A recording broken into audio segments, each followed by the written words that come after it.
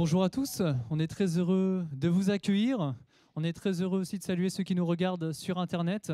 Voilà, on est rassemblés ce matin pour louer notre Seigneur et on est aussi là pour le proclamer, pour proclamer son nom dans tout le monde entier, que tout le monde puisse entendre parler du nom de Jésus. Et nous voulons le proclamer ce matin. Je vous propose peut-être de vous lever à vos places et on va chanter ce chant qui dit « Nous annonçons le roi, Jésus est notre roi » et nous voulons le crier très fort.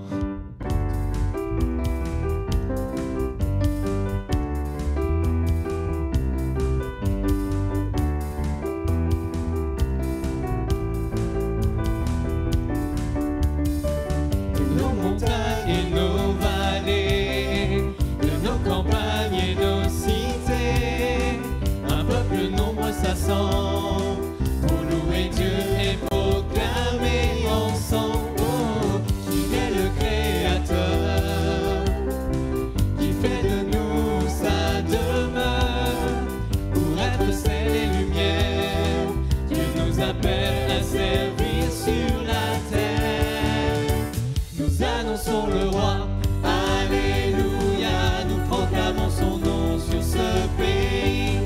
Nous célébrons sa gloire, nous chantons sa victoire et nous vivons les dons de son esprit. Nous annonçons le roi, alléluia, nous proclamons son nom sur ce pays. Nous célébrons sa gloire, nous chantons sa victoire et élevons le nom de Jésus-Christ. Le roi rassemble son armée, l'ennemi tremble sous ses pieds. La victoire est assurée si nous marchons unis à ses côtés. Oh, la foi est notre bouclier et sa parole notre épée. Ses armes nous sont données pour tenir ferme et pour tout surmonter. Nous annonçons le roi, alléluia, nous proclamons son nom sur ce pays. Nous célébrons sa gloire, nous chantons sa victoire et nous vivons les dons de son esprit. Nous annonçons le roi, alléluia, nous proclamons son nom sur ce pays. Nous célébrons sa gloire, nous chantons sa victoire, nous élevons le nom de Jésus-Christ. Nous célébrons sa gloire, nous chantons sa victoire, nous élevons le nom de Jésus-Christ.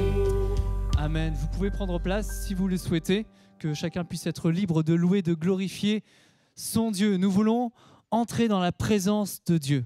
Nous voulons avoir cette relation ce matin avec lui. Nous voulons le louer, exprimer toute notre reconnaissance, tout l'amour que nous avons, tout l'amour que nous lui apportons. Et nous voulons le faire avec notre cœur et nous voulons le faire avec nos frères et sœurs. Que son nom soit glorifié ce matin.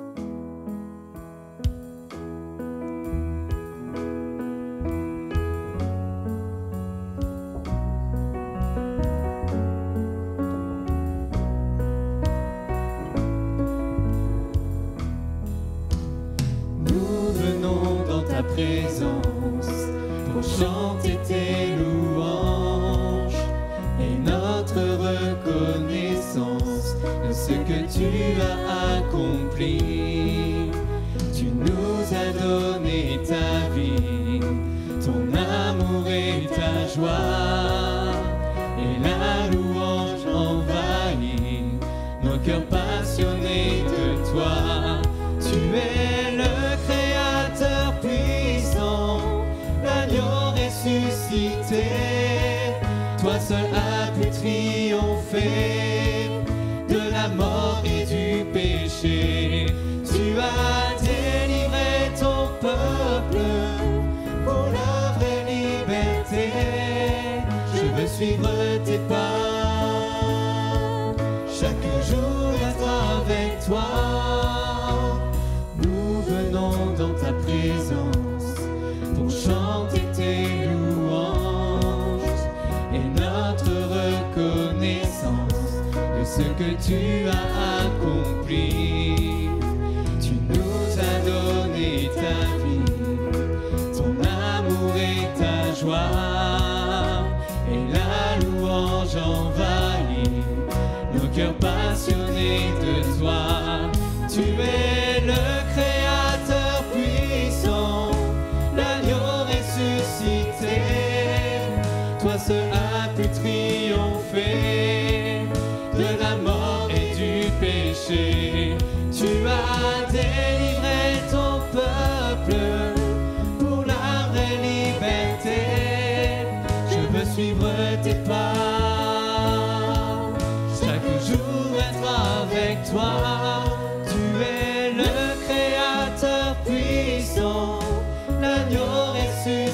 liberté.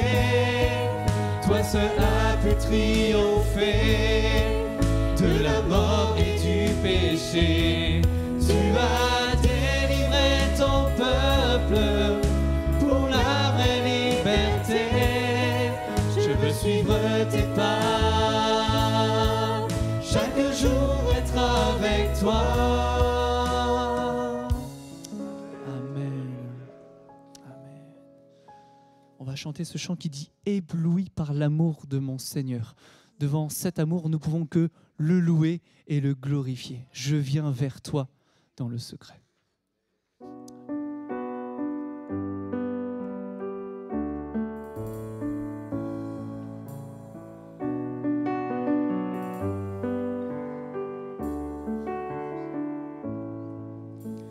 Je viens vers toi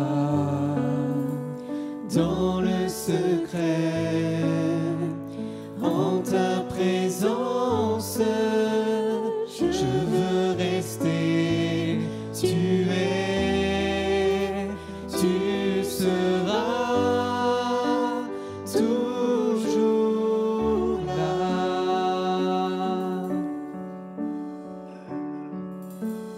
Tout contre toi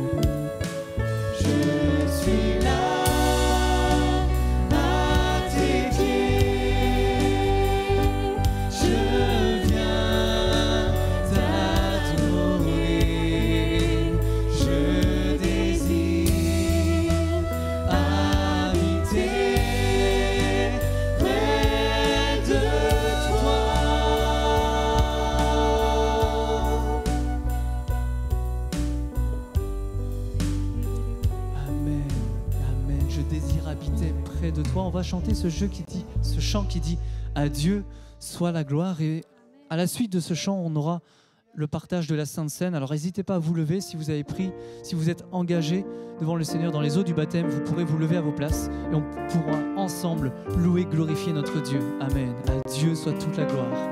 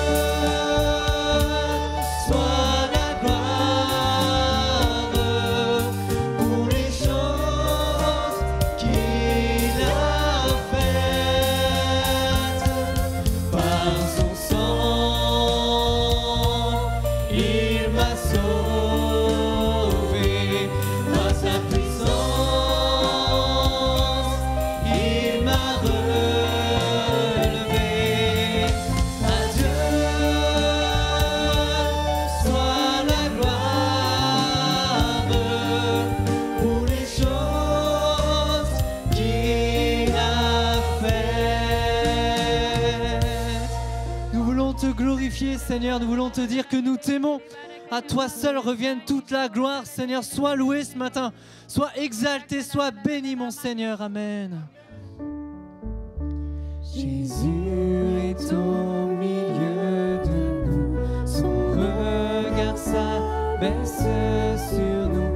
Sa douce voix l'entendez-vous? Je veux vous bénir tous. Je veux vous bénir tous. Sa douce voix l'entendez-vous? Je veux vous bénir tous. Jésus est au milieu de nous. Son regard s'abaisse sur nous. Sa douce voix l'entendez-vous? Je veux vous sauver tous. Je veux vous sauver tous. Sa douce voix l'entendez-vous? Je veux vous sauver tous. Jésus est au milieu de nous. Son regard s'abaisse sur nous. Sa douce voix l'entendez-vous? Oh, je vous aime tous. Oh, je vous aime tous. Sa douce voix l'entendez-vous? Oh, je vous aime tous. Amen. On va laisser maintenant toute la place à la prédication de Michael.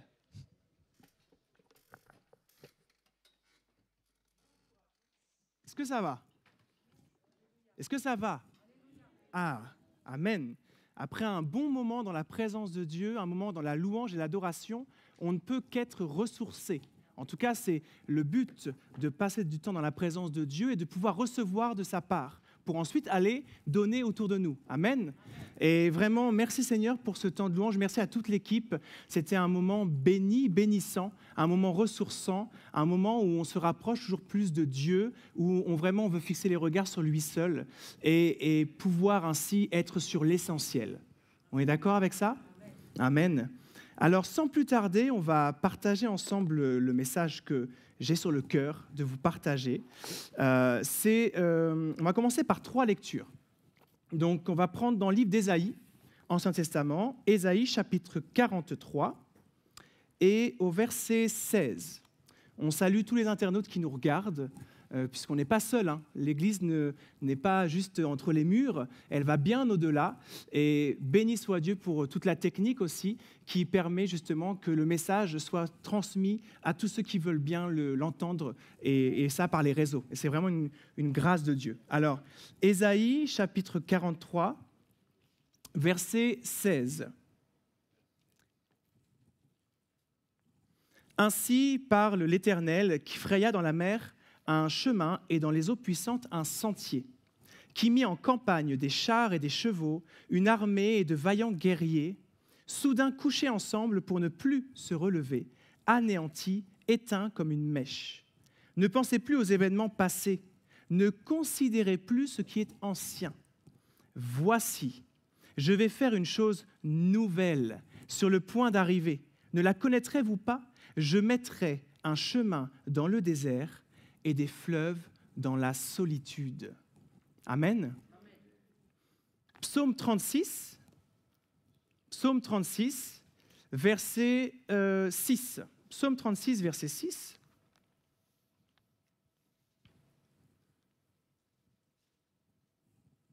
Psaume 36, verset 6 jusqu'au verset 10.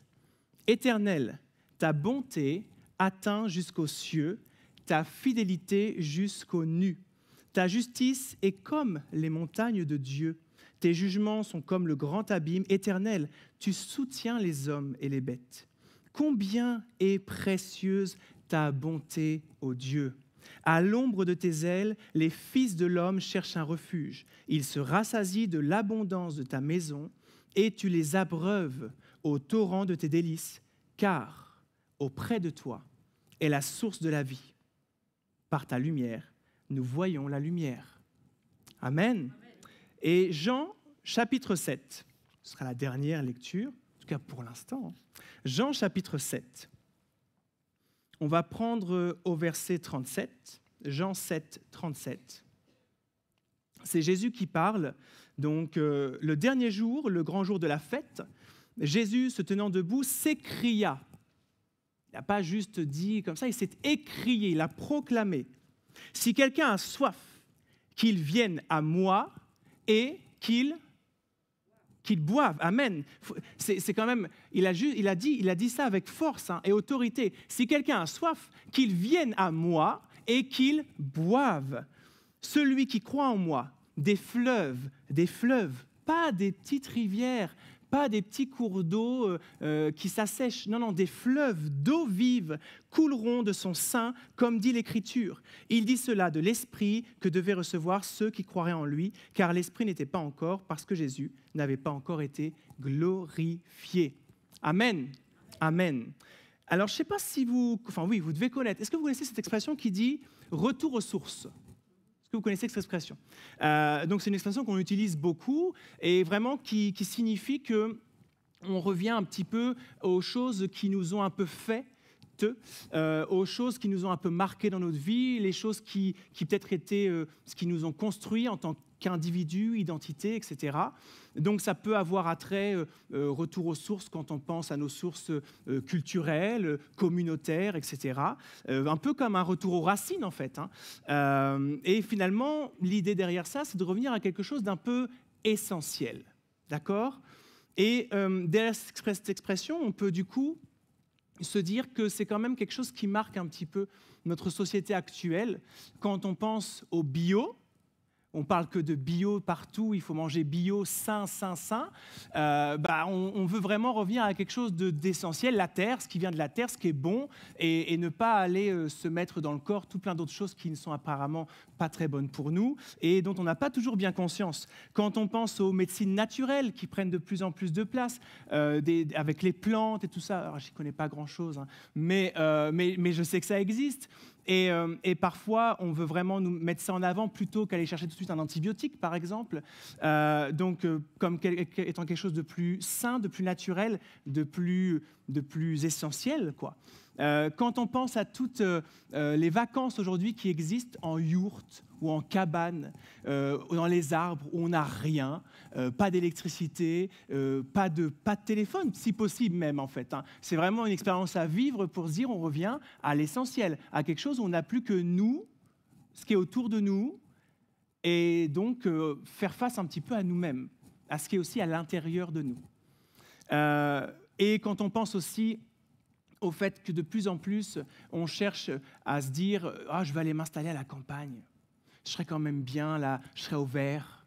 Il y aura un bon air, je vais respirer l'air frais de la campagne, loin de tout. » C'est une expression qu'on entend beaucoup, hein, aller loin de tout ça. C'est être un peu, se mettre un peu en marge, comme s'il y avait quelque chose à fuir ou quelque chose qu'on voudrait un petit peu réguler. Voilà. Alors, qu'est-ce que c'est ? C'est ça la question. Qu'est-ce qu'on cherche du coup à mettre un peu à part quand on dit « je vais aller à la campagne, je vais me mettre au vert, je vais me mettre loin de tout ». On a parfois ce besoin, je ne sais pas pour vous, mais moi ça m'arrive, hein, ce besoin de stop et de se dire « bon, j'en suis où ? J'en suis où dans ma vie ? Je vais dans quelle direction ? Où ça mène tout ça ?» Parce qu'on est sans cesse pris dans le rythme de notre vie, de nos activités, du travail. Ça, on peut pas le nier. Et à un moment donné, c'est important de pouvoir dire « stop ». Et finalement, quand on pense à un retour aux sources, ça veut dire qu'à un moment donné, on a quitté la source. Ça veut dire qu'on s'en est un peu éloigné. Et qu'a priori, il y a comme un appel de l'intérieur de nos cœurs, un appel de l'âme à dire « mais là, je me perds un peu peut-être. Peut-être que je me perds un peu dans tout ça. Dans tout ce que je fais, là, tout ça, là, tout ce qui occupe ma vie à temps plein, voire parfois à plus que temps plein, là, où je suis là-dedans, où je me positionne, et finalement, on a besoin d'un retour à l'essentiel. Et là, on se retrouve du coup à l'aube de 2021, nouvelle année. Évidemment, comme chaque nouvelle année, on fait un peu le bilan de l'année passée. Quand on pense à l'année 2020, je ne suis pas persuadé qu'on soit en joie, qu'on se dise « Wouhou, c'était l'année de la fête, il s'est passé des choses merveilleuses dans le monde. » Voilà, disons qu'à mon avis, la première chose qui va nous venir à l'esprit, c'est Covid, confinement. Malheureusement, hein, tout ça, c'est une réalité. C'est tout ce qui s'est passé au niveau des attentats. Enfin, toutes ces choses horribles, atroces. Franchement, quand on y pense, on se dit 2020, c'est plutôt synonyme d'une année qui va être marquée dans l'histoire, mais peut-être pas pour les bonnes choses, pour des choses qui ont vraiment blessé, qui ont abîmé, qui ont fait du mal, en fait. Hein. Et finalement, on peut se dire une année un peu noire, une année un peu chaotique. Mais, dans cette année un peu noire et un peu chaotique, il y a la lumière. Parce que, finalement, le meilleur moyen de voir la lumière, c'est quand même, en tout cas de bien la discerner, c'est quand c'est un peu obscur autour de nous. Il faut quand même se dire ça. Parfois, on se sent vraiment étouffé par comme une noirceur. Tout ça peut venir nous accabler et se dire « Oh là là là là, mais comment je sors la tête de l'eau dans tout ça ?» Eh bien, en fait, on peut réaliser que c'est tout à fait possible, et c'est même le meilleur moment, à ce moment-là, pour juste s'arrêter, peut-être se recentrer sur l'essentiel et voir la lumière. Et pas n'importe quelle lumière, mais la lumière de Jésus. Amen. Ça a été un peu mon expérience, en fait. Pendant le premier confinement, j'avais vraiment jusqu'alors la sensation de vivre ma vie comme tout le monde, hein, avec un rythme, un bon rythme.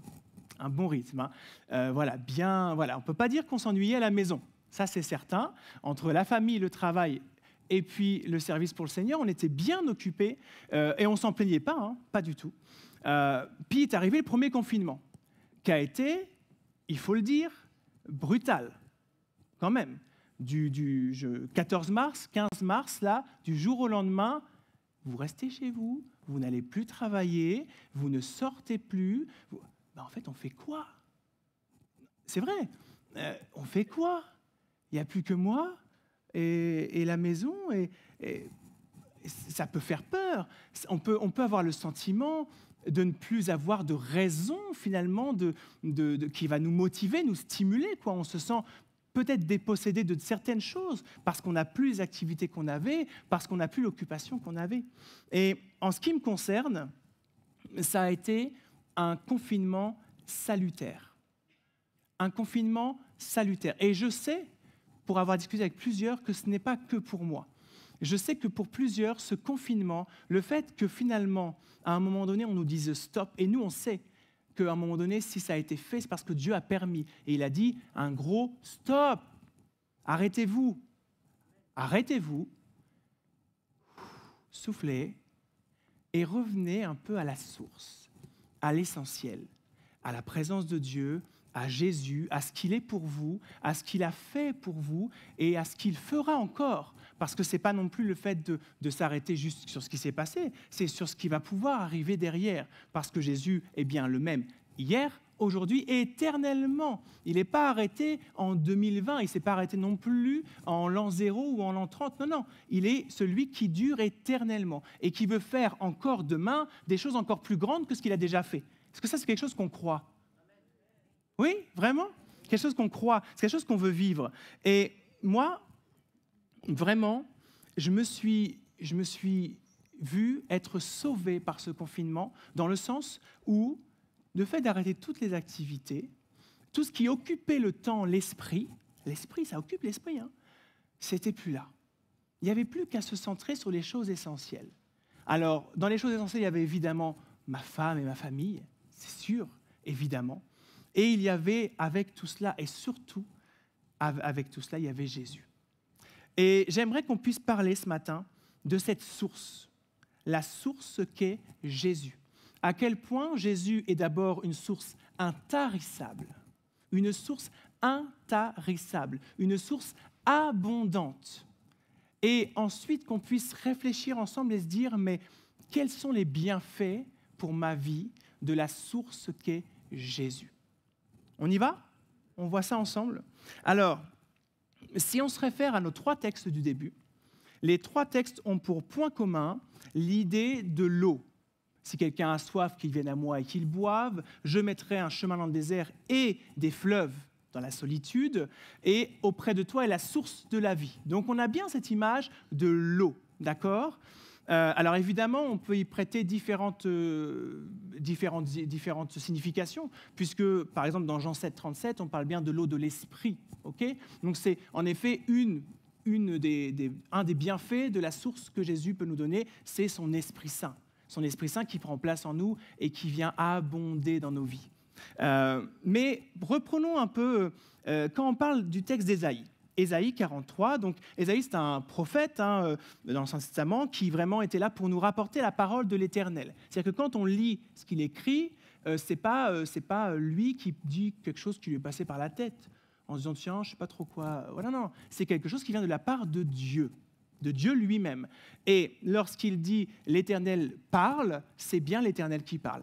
Et l'Éternel à ce moment-là, il fait tout un retour en arrière, c'est pour Israël, à ce moment-là, il fait un retour en arrière, il parle de cette mer qui s'est ouverte en deux, des guerriers qui ont été abattus, etc. Il fait un retour lorsque le peuple hébreu a pu être délivré de l'Égypte, du joug égyptien, et pouvoir se libérer et partir de ce pays où ils étaient esclaves. D'accord ?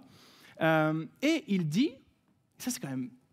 Parce que quand on y pense, il a quand même permis que ce peuple quitte l'Égypte, pourchassé par des centaines de guerriers, alors qu'eux n'avaient rien pour se défendre, d'accord ? Enfin, ils avaient Dieu, évidemment, donc ils avaient le tout.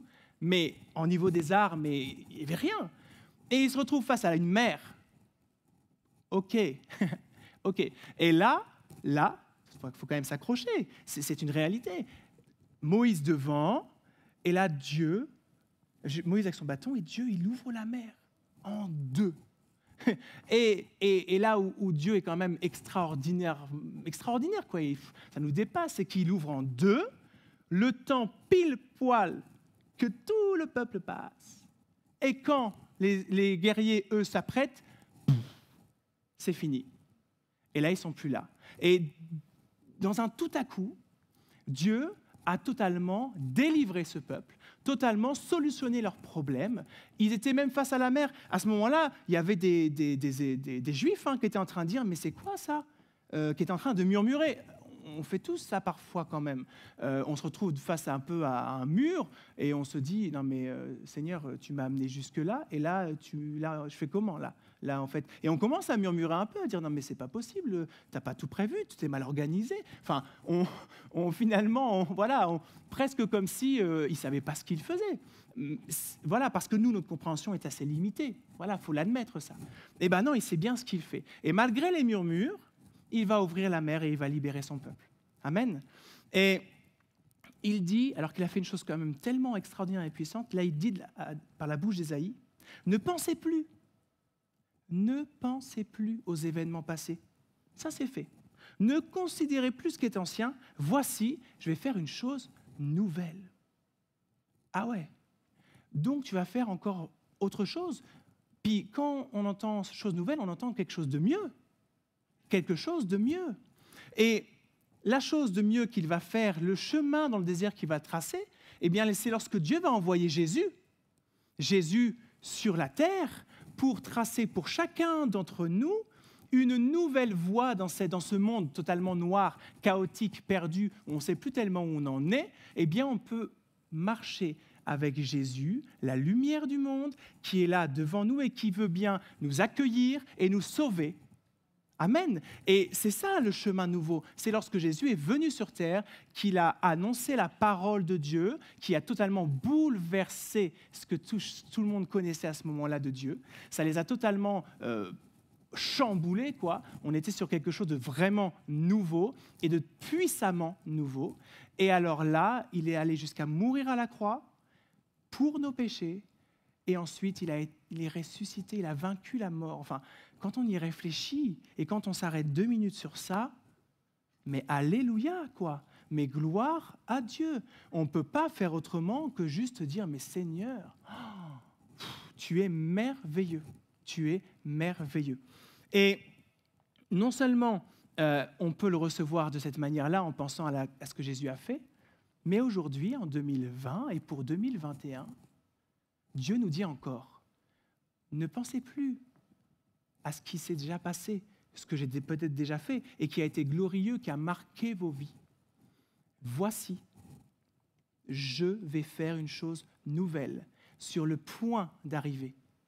Il est là, il est à la porte, il est prêt à faire encore plus loin, quelque chose toujours de nouveau. C'est ça notre Dieu. Et il dit, on peut recevoir ça, je mettrai un chemin dans le désert et des fleuves dans la solitude. Peut-être que cette année 2020 a semblé être une traversée du désert. Certainement, pour beaucoup. Quand on y réfléchit vraiment, que ce soit pour les chrétiens et pour ceux qui ne connaissent peut-être pas Dieu, vous imaginez, quand on regarde les infos un peu en ce moment, qu'on voit par exemple les restaurateurs, ou toutes ces personnes qui, ça fait des mois, qui ne travaillent plus, et où leur raison de vivre est leur travail parce que ça les nourrit, parce que ça leur apporte de l'argent, parce que ça les fait vivre. Et là, ça fait des mois, ils n'ont plus rien. Je suis tombé, il n'y a pas longtemps, sur un documentaire où il y avait un homme qui témoignait tout simplement qu'il avait investi tout son argent personnel dans une entreprise qui fonctionnait depuis plus de 27 ans. Et là, en 6 mois de temps, il est en faillite. En 6 mois de temps, il n'a plus rien. Et comme c'est son propre argent, il n'a plus rien du tout. C'est concret, ça. Et c'est angoissant. C'est horrible quand on y réfléchit. C'est quelque chose d'horrible. Et là, on peut parler pour cet homme, je pense, d'une véritable traversée du désert. Et non seulement elle commence peut-être là, mais elle s'annonce derrière, parce que quelle solution il a? Quelle solution il a? Eh bien, nous, la solution qu'on peut apporter, et c'est une vraie solution, c'est pas quelque chose de sympa à dire, c'est pas juste un nom, c'est une personne, c'est Jésus. C'est Jésus qui peut réellement, dans ce désert, apporter un nouveau chemin, tracer un chemin qu'on ne voit pas encore, mais qu'il va marquer. Si on se confie en lui et si on le suit, il va tracer ce chemin. Il est tout à fait en capacité d'apporter des fleuves d'eau vive dans cette solitude qu'on peut traverser. Et je pense à ça, mais il y en a qui traversent parfois un désert depuis des années, parce que la maladie est là, parce qu'ils ont perdu un être cher. C'est arrivé comme ça du jour au lendemain, ils n'arrivent pas à retrouver une vie, un semblant de vie. C'est trop dur à surmonter. Eh bien, humainement, tout ça, c'est bien vrai. Mais Jésus est celui qui trace pour nous un nouveau chemin dans le désert et qui nous apporte des fleuves d'eau vive dans la solitude. Amen. Amen. Au psaume 107, verset 35, il dit « Il change », c'est David qui dit ça, « Il change le désert en étang et la terre aride en source d'eau ». Et dans Philippiens 3, verset 13, c'est Paul qui parle et qui écrit. Et ça, on le connaît, ce verset, mais c'est très important parfois de s'arrêter et se pencher et revenir un peu vraiment à la source et l'essentiel. Il dit, j'oublie, alors je vous lis en version parole de vie, j'oublie la route qui est derrière moi, le passé, le poids du passé, tout ce qui est lourd, tout ça, je l'oublie. Donc c'est une démarche volontaire, je choisis de l'oublier. Je suis tendu en avant. Vous voyez, vous imaginez là le coureur, d'accord, qui est dans les starting blocks là, d'accord, et il est prêt à partir. Et bien, dans le fait qu'il soit prêt à partir, on est d'accord qu'il est tendu en avant. Et pour ceux qui peut-être aiment courir, ou ont déjà fait de la course, notamment de la course de vitesse, ou même de la course de fond, le pire moment, en tout cas la chose à ne pas faire, c'est de se retourner. Parce que quand on court, à chaque fois qu'on se retourne, eh bien on peut être sûr qu'on est ralenti. Et c'est le meilleur moyen pour se faire doubler. Et pour perdre la course. C'est le meilleur moyen. Et là, Paul, il est très concret, très pragmatique. J'oublie ce qui est derrière, je suis tendu en avant. L'avant, c'est quoi? C'est Dieu qui nous dit dans Jérémie 29, verset 11, « Je connais les projets que j'ai formés sur vous. Je les connais. Faites-moi confiance. » Et qu'est-ce que j'ai projeté sur vous? Eh bien, c'est un avenir et de l'espérance. Un avenir et de l'espérance. Ce n'est pas quelque chose qui s'arrête en 2020 sur ce qu'on a peut-être perdu, sur ce qui nous semble insurmontable. Non, il y a autre chose derrière. Amen. Il y a autre chose derrière. Donc je suis tendu en avant et je fais la seule chose importante. Courir vers le but pour gagner le prix. Dieu nous appelle d'en haut à le recevoir par le Christ Jésus. Mettons tous nos efforts à lever les regards vers celui seul qui peut nous secourir, celui seul qui sait et qui connaît tout ce qu'il a déjà prévu pour nous. Et parfois, quand on est dans le sombre et le noir, c'est ce seul qui peut nous apporter un peu de lumière, un peu de lumière. Et avançons, courons sans nous retourner. Amen. Qu'on le veuille ou non, on a tous besoin à un moment donné de nous ressourcer. L'image de la source, toujours, de nous ressourcer. On le disait tout à l'heure, voilà, c'est un besoin de revenir à l'essentiel. Parfois, on le fait en faisant du sport. Il y en a, pour respirer un peu et retrouver un peu d'énergie, allez, je vais aller courir un peu, là, je vais aller faire un peu de salle de muscu, je vais faire un peu de sport, je vais faire un petit foot, enfin quelque chose qui va me donner un peu une énergie nouvelle, là, parce que j'ai besoin de souffler. Il y en a qui vont le faire par la lecture, c'est beaucoup plus calme, mais il y en a qui se ressourcent en lisant et qui s'évadent en lisant. On peut le faire dans la danse, la musique, la peinture, en allant se promener dans les bois pendant 1 heure et juste observer la nature. Il y en a qui le font dans le travail. Pour certains, le travail est vraiment un moyen de se ressourcer aussi. Il y en a qui le font dans leur religion, et je parle bien de religion. Il y en a qui le font avec leurs amis, un bon moment entre amis, un bon moment en famille, etc., etc. Ça peut être aussi plusieurs choses. Et si on ne prend pas ce temps, il y a une chose qui est claire, c'est qu'on va finir par s'assécher. On va dépérir. On va devenir intérieurement totalement squelettique. Il n'y aura plus rien, plus que la peau sur les os. Et quand il n'y a plus que la peau sur les os, on peut être totalement facilement brisé. En un claquement de doigts, ça peut arriver. Par la première chose qui peut nous tomber dessus, ça vient et on ne tient pas le coup. On ne tient pas le coup. Et à ce moment-là, qu'est-ce qui se passe ? À ce moment-là, on peut se retrouver à sombrer dans une forte dépression. On peut être totalement accablé par de la solitude, une solitude qui vient vraiment nous dévorer, quoi. Et c'est destructeur, finalement. On peut sombrer aussi dans l'alcoolisme, dans la drogue, dans tant et tant de choses qui, en fait, pourquoi on fait ça à ce moment-là ?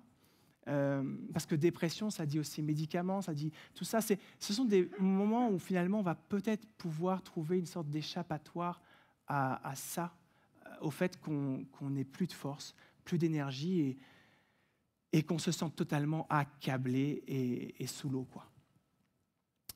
Et ce qui est glorieux là-dedans, et ce qui peut être glorieux plus précisément, c'est que quand on se tourne vers Jésus à ce moment-là et qu'on déclare, parce que ces choses-là, ce n'est pas réservé qu'à ceux qui ne connaissent pas Dieu.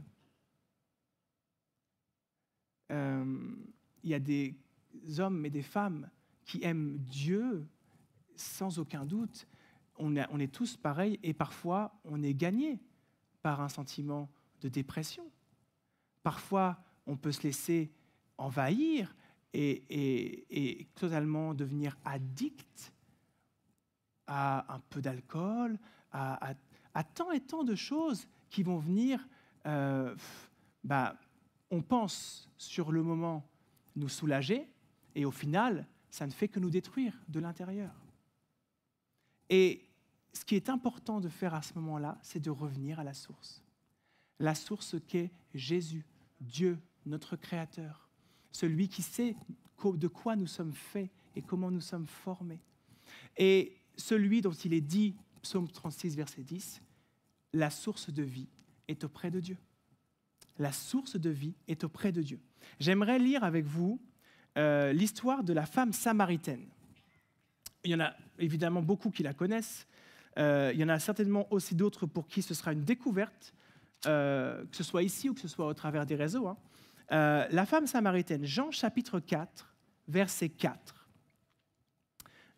C'est Jésus, donc, qui se retrouve en Samarie. Comme il fallait qu'il passe par la Samarie, il arrive dans une ville de Samarie nommée Sichar, près du champ que Jacob avait donné à Joseph, son fils. Là se trouvait le puits de Jacob. Jésus, fatigué du voyage, était assis au bord du puits. C'était environ la 6e heure. Une femme de Samarie vint puiser de l'eau. Jésus lui dit « Donne-moi à boire », car ses disciples étaient allés à la ville pour acheter des vivres. La femme samaritaine lui dit « Comment, toi qui es juif, me demandes-tu à boire à moi qui suis une femme samaritaine ?» Les Juifs, en effet, n'ont pas de relation avec les Samaritains. Jésus lui répondit « Si tu connaissais le don de Dieu, et qui est celui qui te dit « Donne-moi à boire », tu lui aurais toi-même demandé à boire, et il t'aurait donné de l'eau vive. « Seigneur, lui dit la femme, tu n'as rien pour puiser, et le puits est profond. D'où aurais-tu donc cette eau vive ? Es-tu plus grand que notre père Jacob, qui nous a donné ce puits et qui en a bu lui-même, ainsi que ses fils et ses troupeaux ?» Jésus lui répondit, « Quiconque boit de cette eau aura encore soif, mais celui qui boira de l'eau que je lui donnerai n'aura jamais soif. Et l'eau que je lui donnerai deviendra en lui une source d'eau qui jaillira jusque dans la vie éternelle. » On va s'arrêter là. Amen. Alors ici, on a Jésus qui rencontre une Samaritaine. Jésus, juif, qui rencontre une Samaritaine. Et déjà, au niveau du contexte, on est sur quelque chose qui normalement n'arrive pas. Parce que les Samaritains, c'est écrit, n'ont pas de relation avec les Juifs. Et quand on dit qu'ils n'ont pas de relation, c'est que vraiment, ils ne s'aimaient pas beaucoup. Ils ne se considéraient pas beaucoup, ils n'avaient pas vraiment d'estime les uns pour les autres. Et Jésus, lui, Jésus, fils de Dieu, il ne regarde pas de là où tu viens. Que tu viennes d'un endroit où on ne te considère pas, d'un endroit où tu n'es rien, ou un endroit où on te considère peut-être comme un pestiférant, on dit non, toi tu vas de côté, pour X raisons. Jésus ne fait pas ça. Jésus, lui, vient à toi, il ouvre ses bras et il t'accueille. Amen. Voilà ce que fait Jésus. Et Jésus, là, il parle à la femme samaritaine parce que pour lui, c'est normal. C'est tout à fait logique, quoi. Elle mérite l'attention de Jésus comme n'importe quel d'entre nous. Comme n'importe quel d'entre nous. En tout cas, c'est ce que Jésus veut faire. C'est ce que Jésus veut faire, s'approcher de chacun. Et finalement, il y a quand même une question qu'on peut se poser là, c'est qu'est-ce qui nous empêche de nous approcher de Jésus? Si on considère ne pas pouvoir s'approcher de lui, ça ne vient pas de la part de Jésus. Ça vient que de nous. C'est nous qui mettons nos obstacles. Obstacles culturels, obstacles de pensée. C'est nous qui mettons toutes nos barrières et nos limites en disant non, non, non, non, non. Moi, avant de connaître Dieu, mais la religion, jamais de la vie. Tout ce qui avait attrait à Dieu, ça ne fallait même pas m'en parler. Pourquoi ? Parce que ce que je connaissais de Dieu, c'est ce qu'on m'en avait dit, ce que j'avais lu dans différents livres et ce que j'avais vu. Ça, c'est ça, en fait, le pire. C'est surtout ce que j'avais vu comme témoignage rendu au fil de l'histoire. Et moi, ce que j'avais vu comme témoignage rendu au fil de l'histoire des gens qui disaient aimer Dieu, c'est guerre, c'est croisade, c'est tuerie, c'est tant et tant d'abominations, de choses horribles. Je me disais, mais qu'est-ce que c'est que ça? Et après, on nous dit que Dieu aime chacun. Il y a quand même comme un paradoxe là, quelque chose qui ne fonctionne pas. Et donc, au départ, lorsque dans ma famille, ma mère, mon frère sont venus à Jésus, qu'ils l'ont rencontré et qu'ils se sont convertis, pour moi, il ne fallait pas m'en parler. Il ne fallait pas venir m'en parler. Parce que c'était forcément aller un peu de sensiblerie. Il s'était peut-être laissé avoir à quelque chose de bien sympathique, parce que ma mère, à cette époque-là, était en dépression, donc un peu faible. On va dire ça, c'est comme ça que je considérais, faut être réel. Donc, voilà, forcément, elle s'est laissée, ça lui a fait du bien, mais arrête, c'est que des histoires, tout ça.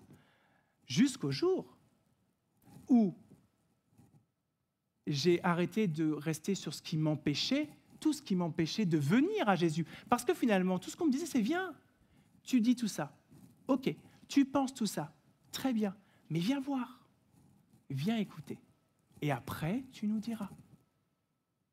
Et finalement, à un moment donné, il faut mettre un peu l'orgueil de côté et se dire, qu'est-ce qui m'empêche là d'y aller? Soit ça va confirmer tout ce que je pense savoir, soit autre chose. C'est peut-être l'autre chose qui m'empêche de venir. Est-ce que j'ai envie de croire qu'il peut y avoir autre chose? Est-ce que j'ai envie de pouvoir penser que je me trompe? Et je suis venu. Et j'ai été terrassé. Pas du tout par l'Assemblée, dans le sens, évidemment que chacun est très important et que tout l'accueil fait, tout ça a eu l'importance, mais juste par la présence de Dieu, sa parole, son esprit, c'était suffisant. Et là, j'ai découvert ce que je n'avais jamais connu. Jésus tel qu'il est, Jésus vivant, Jésus ressuscité, Jésus qui n'est pas l'auteur de tout ce que je pensais être les guerres, les croisades, etc. Non!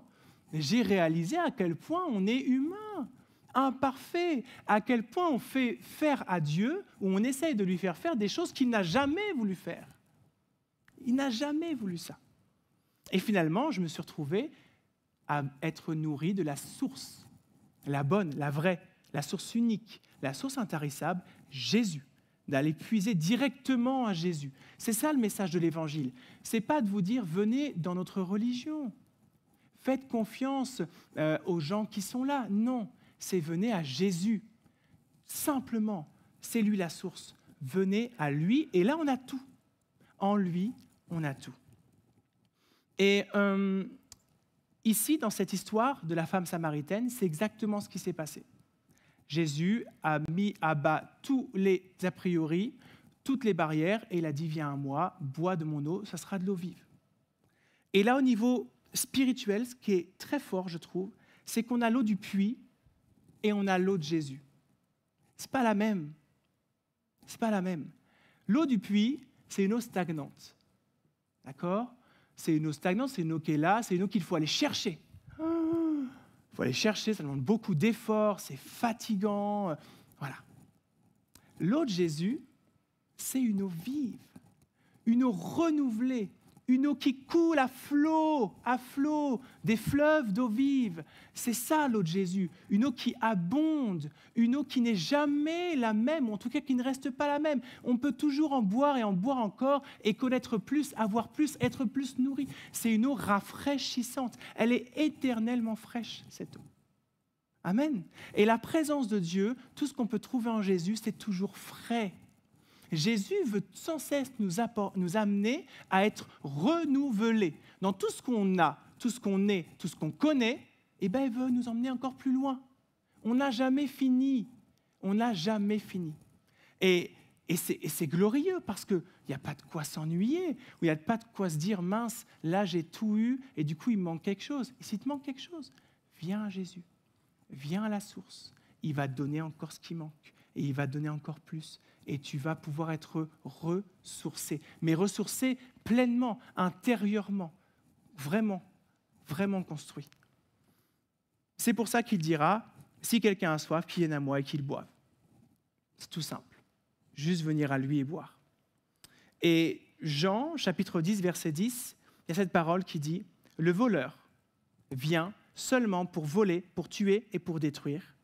Moi, je suis venu pour que les hommes aient la vie, une vie abondante. » Voilà pourquoi Jésus est venu, pour nous nourrir de cette source abondante et que notre vie ne soit pas pauvre, ne soit pas médiocre, ne soit pas le minimum suffisant, mais pour qu'on soit totalement submergé de sa présence, submergé de tout ce qu'il est, de sa gloire, et qu'on ait juste nos yeux pour dire « Waouh !» et juste le vivre et juste le partager autour de nous. Voilà Jésus, la source. Et finalement, le voleur, lui, c'est le diable, qui se démène. Il fait tout ce qui est en son pouvoir pour venir nous voler tout ce qui va nourrir notre âme.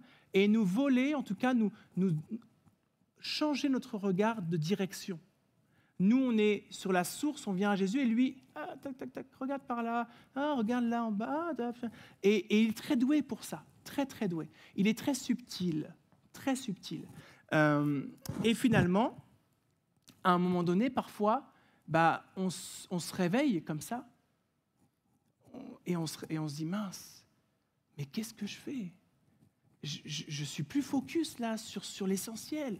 Je me trompe, là, je ne suis plus dans la bonne direction. Parfois, on se réveille comme ça et on se rend compte que le diable est venu voler, il est venu faire du mal, il est venu détruire, il est venu vraiment, et on constate en nous tout ce qui a pu être abîmé. Et à ce moment-là, Jésus reste et demeure la source à laquelle on peut revenir, retour à la source. On peut revenir et on peut boire et boire en abondance, être reconstruit, être régénéré totalement, une fois de plus, encore et pouvoir nous relever, focus sur l'essentiel et avancer. Alléluia! Alléluia! C'est ça, Jésus. C'est une source intarissable et abondante. Alors n'oublions jamais, mais n'oublions vraiment jamais de revenir à la source. Parce que sinon, le risque, c'est de nous assécher et de nous perdre. Qui que nous soyons, personne n'est à l'abri. Et vraiment, que tout ce que nous puissions vivre là, aussi bien ensemble, que ce soit retranscrit après aussi chez nous, que ce soit retranscrit dans notre quotidien, que Jésus demeure celui qui va nourrir nos cœurs, nos âmes. Et pour ça, on a sa parole, on a la présence de Dieu, son Esprit Saint qui vit en nous et qui est là pour venir nous révéler toujours mieux ce qu'il est et ce qu'il veut faire de nous et avec nous. Amen. Alors pour conclure, je lirai dans 1 Pierre chapitre 1, verset 3, c'est ça. Premier livre de Pierre, première épître de Pierre, chapitre 1, verset 3 à verset 7. Je vais demander à Rachel et Blandine de monter, s'installer. Béni soit Dieu. Amen. Béni soit Dieu, le Père de notre Seigneur Jésus-Christ, qui, selon sa grande miséricorde, nous a régénérés pour une espérance vivante, par la résurrection de Jésus-Christ d'entre les morts, pour un héritage qui ne peut ni se corrompre, ni se souiller, ni se flétrir. Il vous est réservé dans les cieux, à vous qui, par la puissance de Dieu, êtes gardés par la foi pour le salut, prêt à être révélé dans les derniers temps. C'est là ce qui fait votre joie. Quoique maintenant, puisqu'il le faut, vous soyez attristés pour un peu de temps par diverses épreuves. Ça, c'est notre réalité. Afin que l'épreuve de votre foi, plus précieuse que l'or périssable, qui cependant est éprouvé par le feu, ait pour résultat, c'est ça l'important, c'est le résultat de tout ça, la louange, la gloire et l'honneur lorsque Jésus-Christ apparaîtra. Amen, amen. Et on peut vraiment dire un grand amen à ça. C'est réellement notre espérance vivante. Lorsqu'on s'approche de la source qui est Jésus, on est dans une espérance vivante, dans une joie renouvelée, dans la paix, dans l'amour, dans la grâce. Tout ça, il veut nous l'apporter sans cesse. Toujours venir avec son baume là pour nous soulager. Voilà qui est Jésus, quoi. C'est celui que nous voulons élever, celui qui devient et qui doit demeurer notre essentiel. Amen, amen. Vraiment, un retour à la source. Et finalement, la question est posée, et c'est Paul, dans le livre Romains, qui la pose, chapitre 8, il dit « Qui nous séparera de l'amour de Jésus-Christ » Qui nous séparera de l'amour de Jésus-Christ, en fait, c'est qui nous séparera de tout ça, de tout ce que Jésus est, de cette source abondante. Qui va nous séparer? Et ce qui est extrêmement puissant là-dedans, ce qui est extrêmement puissant et qui ne peut que nous pousser à l'adorer et à louer notre Dieu et à être encouragé, totalement fortifié, c'est que la réponse à qui va nous séparer, il dit, sera la tribulation, l'angoisse, toutes les choses absolument abominables qu'on peut vivre et qui vont venir, que le diable essaye d'utiliser pour venir nous séparer de Dieu. Mais dans toutes ces choses, verset 37, nous sommes plus que, je n'ai pas entendu, nous sommes plus que vainqueurs par celui qui nous a aimés. Car j'ai l'assurance que ni la mort, ni la vie, ni les anges, ni les dominations, ni les choses présentes, ni les choses à venir, ça c'est une proclamation de victoire, ni la puissance, ni la hauteur, ni la profondeur, ni aucune autre créature ne pourra nous séparer de l'amour de Dieu manifesté en Jésus-Christ notre Seigneur. Peut-être qu'on se sent un peu accablé, un peu étouffé, peut-être qu'on se dit qu'on est loin ou qu'on s'éloigne, mais non. Mais non, on veut, au nom de Jésus, s'installer là et dire non. J'ai l'assurance que rien, absolument rien, ne me séparera de l'amour de Jésus. Je ne veux rien laisser venir mettre une séparation entre moi et l'amour de mon Jésus. Amen. Cet amour abondant, cet amour qui vient nous nourrir d'une manière... Il n'y a même pas de mots, j'ai pas de mots. Voilà, ça nous dépasse. Ça nous dépasse, mais c'est Jésus. Et ce qui est glorieux, c'est qu'ici, on pourrait faire parler chacun d'entre vous. Vous auriez tous tellement à dire sur le fait que Jésus a été pour vous, et le sera encore d'ailleurs, une source abondante. Amen. Une source intarissable, une source qui nous rafraîchit et qui nous fait du bien. Amen. Alors, pour 2021, si on a une seule résolution à tenir peut-être, c'est de rester tout près de la source. Juste rester tout près de la source et boire et boire et boire. Et après, on n'est pas égoïste. Quand on va avoir bu comme ça va jaillir. Ça va jaillir, mais ça va être même plus fort que nous. C'est ça. Jésus va ensuite, on aura des fleuves d'eau vive qui vont... Et là, autour de nous, ça va être la folie. Ça va être la folie parce que Jésus va être totalement glorifié, proclamé. Voilà. Amen. Amen. Alors, on va ensemble, avec Blandine, on va vous interpréter un chant qui, je trouve, conclut cette pensée qui nous amène à dire « Tu es ma source ». Je ne sais pas si vous le connaissez. Si vous connaissez, vous pouvez chanter avec nous. Qu'on soit dans un temps de recueillement, de prière, et qu'ensuite ça puisse nous mener aussi, je pense, à vraiment un temps un peu d'adoration et de louange, mais où on laisse exploser. Il faut qu'on laisse exploser, vraiment, à quel point Dieu est pour nous une source. D'accord ? Et qu'on puisse du coup, pendant ce chant, se recentrer encore sur l'essentiel, Jésus notre source, et qu'ensuite on explose de louange pour lui. Amen. Amen.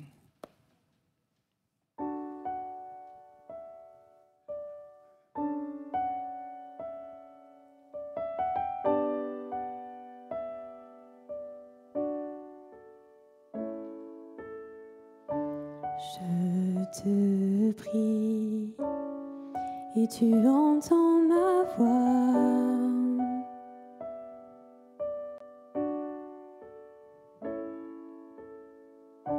Je fléchis les genoux devant toi. J'ai besoin que tu traces vos chemins, tant besoin que tu sois mon puissant soutien. Tu es ma source, tu es mon bien.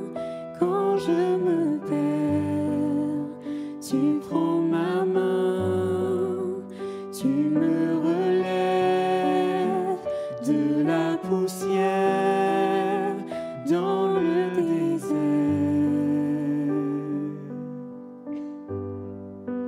Tu me diriges vers ta lumière, Seigneur.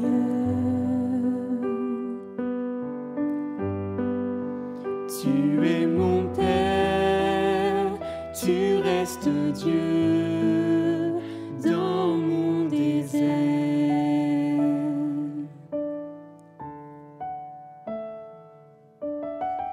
Alléluia, béni soit Dieu.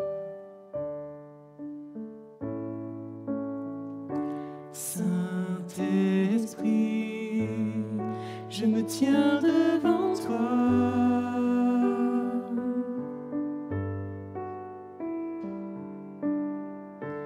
À l'abri, dans le creux de tes bras, j'ai besoin de ton feu qui me purifie, tant besoin de ta vie. Alors je m'écris, tu es ma source, tu es mon bien. Quand je me perds, tu prends ma main, tu me relèves de la poussière dans le désert. Tu me diriges vers ta lumière, Seigneur. Tu es mon Père, tu restes Dieu dans mon désert.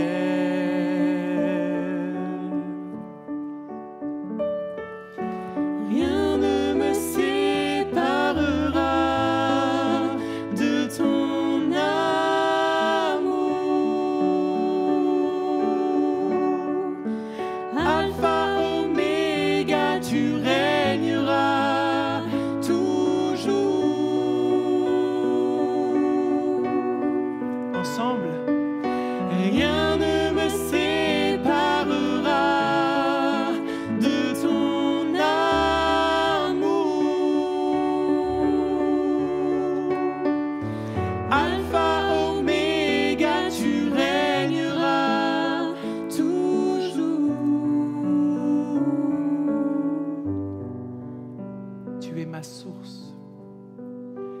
Tu es ma source, tu es mon bien. Quand je me perds, Tu prends ma main. tu prends ma main, tu me relèves de la poussière dans le désert. Tu me diriges vers ta lumière, Seigneur. Tu es mon Père, tu restes Dieu dans mon désert.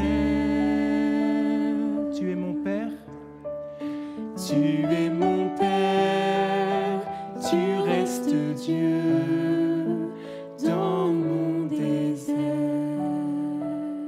Alléluia, qu'on puisse vraiment louer notre Dieu, ce Père bien-aimé, ce Jésus glorieux, notre Sauveur et Seigneur. Ce matin, tu es notre source, tu es celui qui nous nourrit, tu es celui qui nous bénit, tu es celui qui nous restaure, tu es celui qui nous guérit, tu es celui qui nous fait marcher de victoire en victoire, de grâce en grâce. Tu es bénissant, Jésus, tu es celui qui règne d'éternité en éternité, l'alpha, l'oméga, le début, la fin.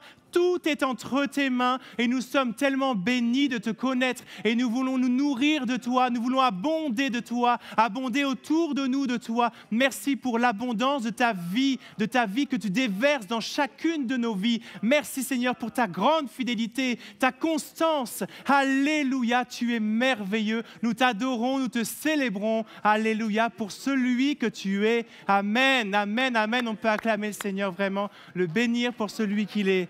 Alléluia, béni soit Dieu, amen, amen, amen.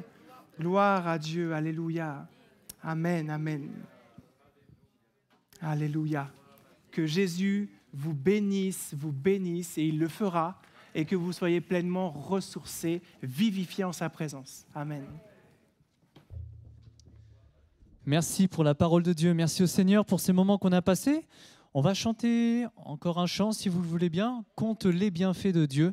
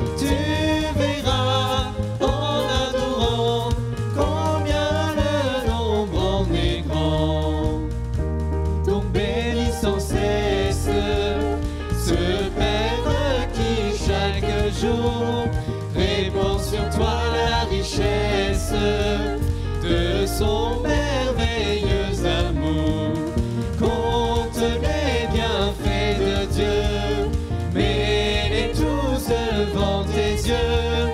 Tu verras en adorant combien le nombre en est grand. Tu verras en adorant combien le nombre en est grand.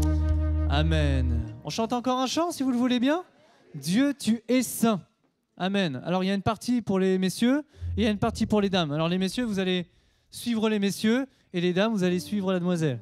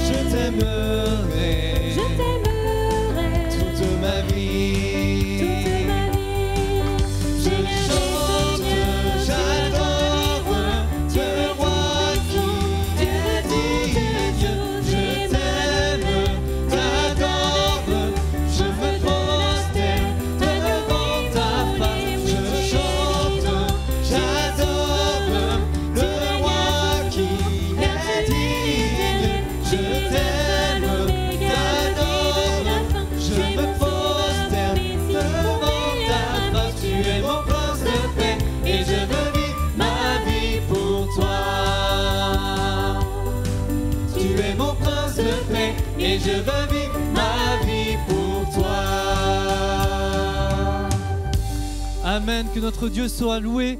Passez une bonne semaine et que Dieu vous raccompagne. Bonne fin de journée.